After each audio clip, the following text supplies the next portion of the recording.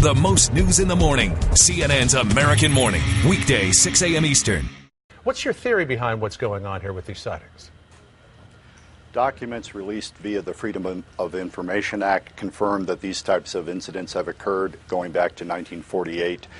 The documents describe saucer-shaped objects whose capabilities are vastly beyond anything that we have, the Russians have. I think the logical explanation is we're dealing with visitors from somewhere else.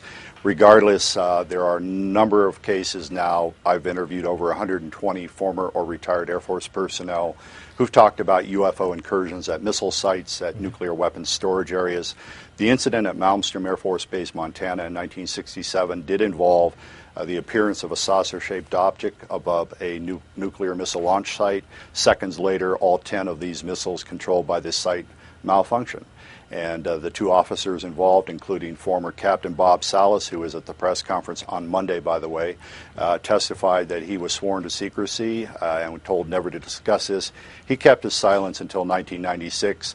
All the gentlemen who appeared with me at the press club believe the American people have a right to know the facts. But they didn't necessarily believe that theory about why those 10 nuclear sites were deactivated. Why do you believe so strongly that that was truly happening and that it was the result of UFOs as opposed to, let's just say, a malfunction or a military exercise? Well, what you've just said is not entirely correct. They all agree that there was no technical explanation for what occurred. In fact, the engineering reports from Boeing Corporation stated just that. In fact, all 7 of the persons who appeared with me believe that we are dealing with extraterrestrials. Some of them stated it explicitly at the press conference. What they do not necessarily agree with, three of the 7 agreed with me that these these actions represent a signal being sent. I'm of the opinion that whoever are aboard these craft are telling us and the Russians, because these things have taken place in the former Soviet Union, that humans are playing with fire by possessing and threatening to use nuclear weapons. That is speculative on my part. I've always made that clear. But the persons who were at the sites, who witnessed the craft, say that there is no technology on Earth that could account for what they witnessed. Your press conference yesterday, Robert, certainly sparked an awful lot of conversation around our offices yesterday. We were talking about this throughout the day, and it raised a number of questions, such as, who are these aliens? Where did they come from? How did they get here? Why, if they have the technology to travel on an interstellar basis, do they care about what we're doing? I have a book called UFOs and Nukes. I devote an entire chapter to attempting to answer the questions you've just asked.